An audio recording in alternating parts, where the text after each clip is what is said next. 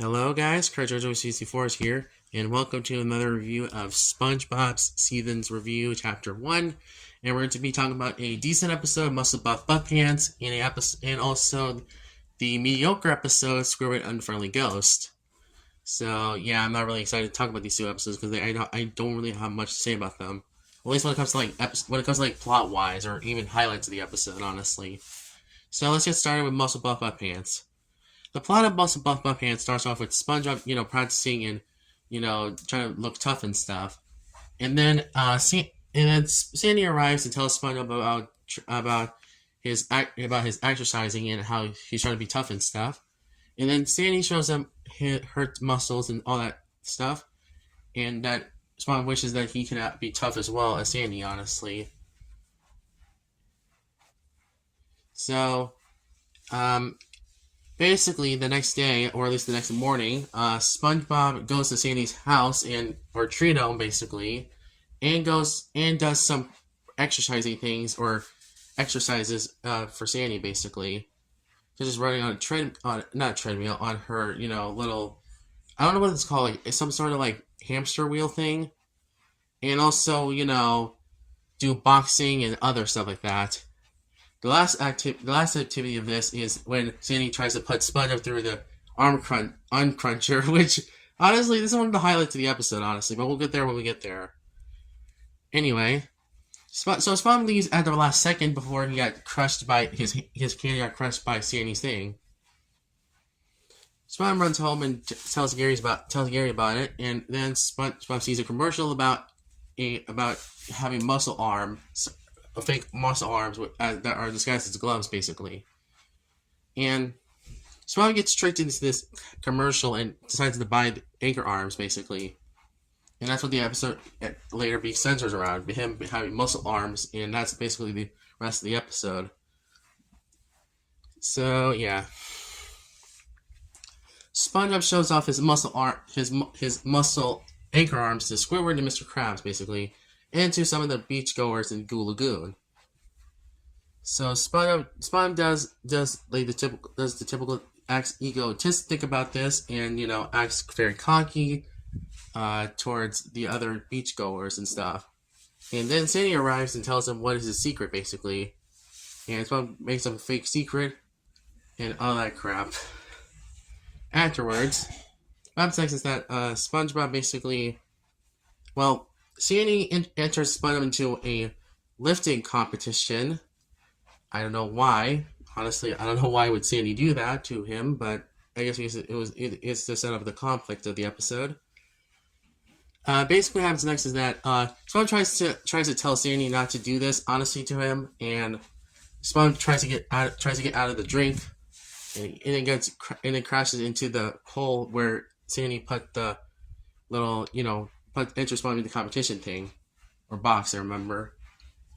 So yeah. At the lifting competition, SpongeBob Larry and Sandy goes first, and then after that, SpongeBob tries to lift off the anchor, or at least try to lift the anchor basically, but it fails at first. Then SpongeBob tries to be ego and cocky again, and tries to push the anchor arms to its limits and blows it up a lot, or pumps it up a lot.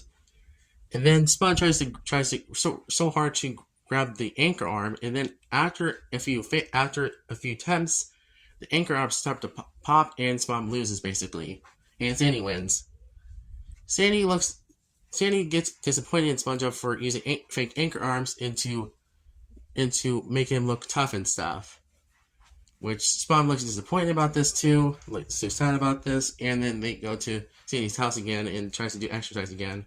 But this time, Sandy has SpongeBob press on her TV remote so many times, 100 times basically, or at least 200 at best, at least.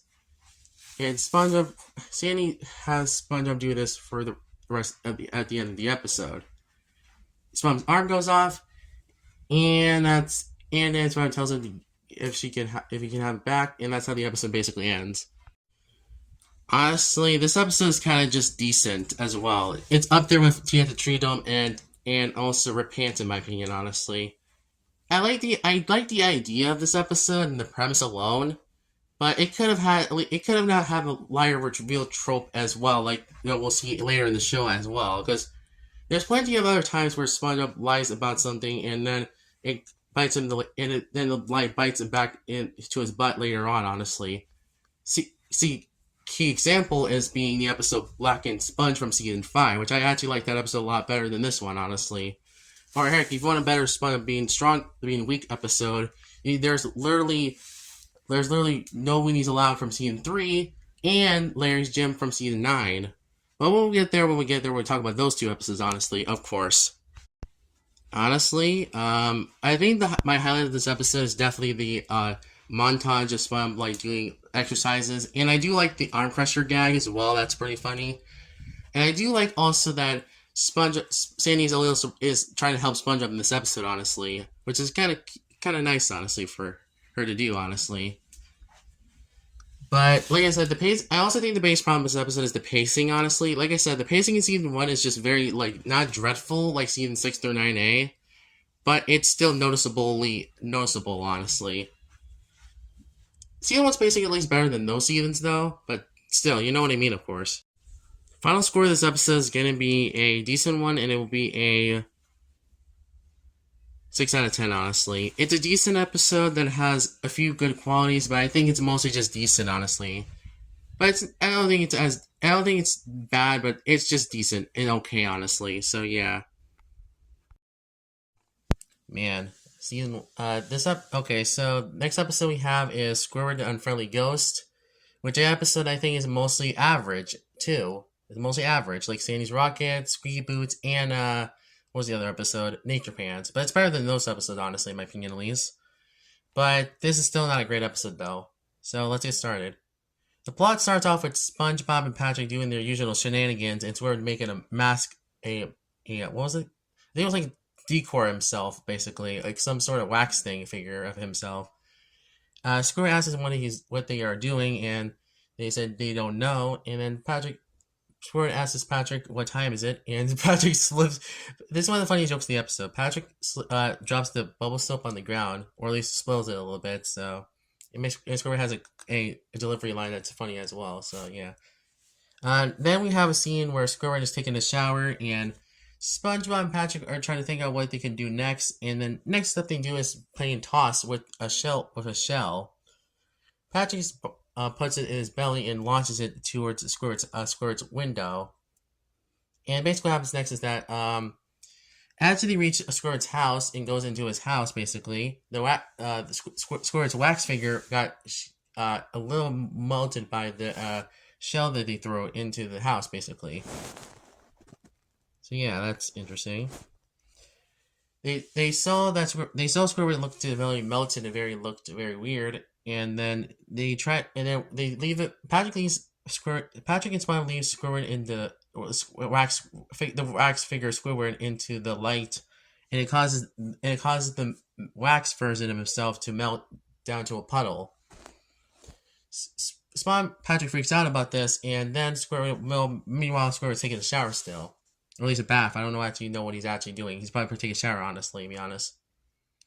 Anyway, next happens is that Spongebob and Patrick tries to, they do try to fix Squidward's wax figure, and they thought it's the real Squidward. And then when Squidward came out of the shower, Spongebob and Patrick were very scared of Squidward, who the real Squidward, honestly. And that Squidward was dead, honestly. It was a ghost and stuff. So yeah, that's very stupid of them. Anyway, after Squidward sees the melted version of himself, the wax figure was melted and stuff. Squidward gets angry at SpongeBob and Patrick, but then SpongeBob and Patrick begs for Squidward that they don't get mad at him for killing him. Essentially, honestly, well, at least his wax version of himself. Then basically what happens next is that Squidward tells SpongeBob and Patrick as punishment they could do some chores for him and stuff, or at least some things for him, at least since he liking that they portrayed him like a ghost, honestly, of himself. So that's the basic. The rest of the episode is basically just Spun Patrick basically just doing things for Squidward, and just and with some occasionally some good jokes in there, honestly. So I guess I'll explain them in pattern. Honestly, the first one is probably carrying Squidward on his bed thing, or royal thing. I don't know actually know what's it called, throne or something like that. I don't know. And then basically after a while of the here joke a lot and the keep moving thing joke, they finally went back to Squidward's house, and that this where asks them for some commands and stuff.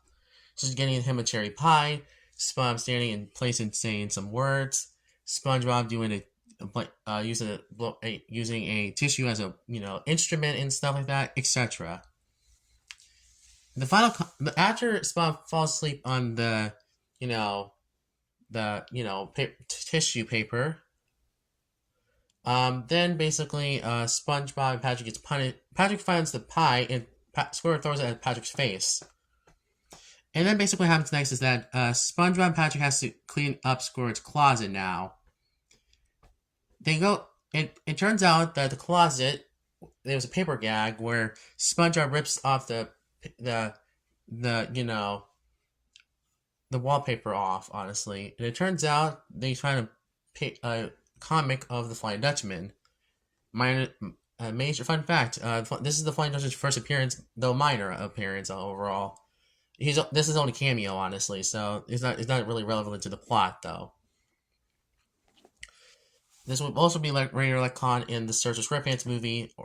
That we'll get to that when we get to that movie, of course.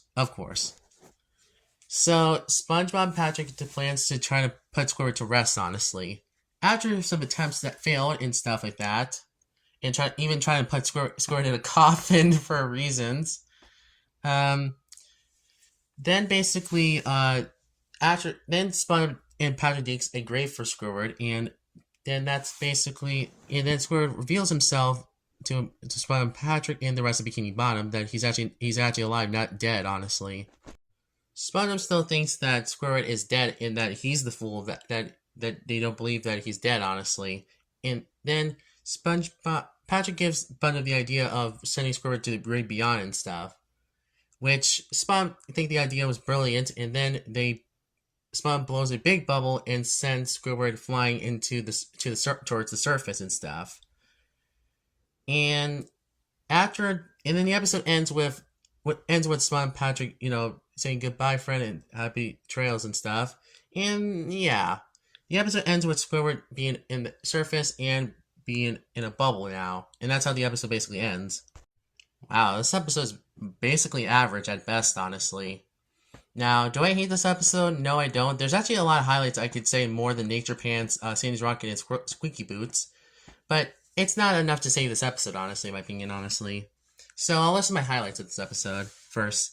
Firstly, I like some of the jokes, like the watermelon joke is really funny. I like the wallpaper joke. I like I do like the Flying Dutchman cameo in this episode a lot, honestly, since this is his first technical appearance. I do also like the coffin gag. That's actually really funny too. I do like how Squidward gets karma in this episode, honestly, if I'm being for real. And I do like also, well, actually, I'll hold on to the fact, honestly. I don't know if I actually think he deserves the karma or not. I do like also the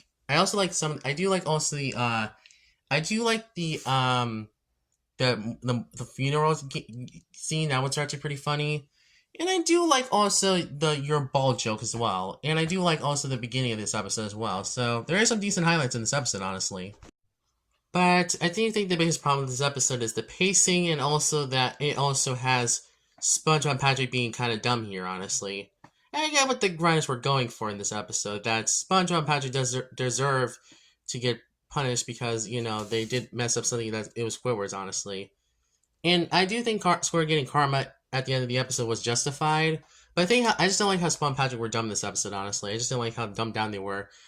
I feel like they didn't knew that Squidward made a wax figure himself, so that's why they thought he was dead, honestly, and that the real Squidward was a ghost, honestly. My final verdict of this episode, Squidward the Unfriendly Ghost, is gonna be a 5 out of 10. It's a okay, average, and all meh episode, honestly. it doesn't have much I can say about it, honestly, because I don't really. I think the good things are really good in this episode, but the flaws are pretty noticeable in this episode. So yeah, that's all I got to say about this episode. So I guess we can just move on to closing thoughts now. I guess. Huh. Hmm. Alrighty. So we had one decent episode today and one mediocre episode today. Honestly. So yeah. Um. Honestly, if you want my ranking would be MuscleBob Buffpants at first, and second place would be Squidward the Unfriendly Ghost. So yeah, both episodes were not very good today, honestly. So I guess I can say, tune me next time for the episodes. The Chaperone was mediocre, and Employee of the Month, which is decent in my opinion, at least. So yeah, that's another done in season one, but yeah, we'll go do.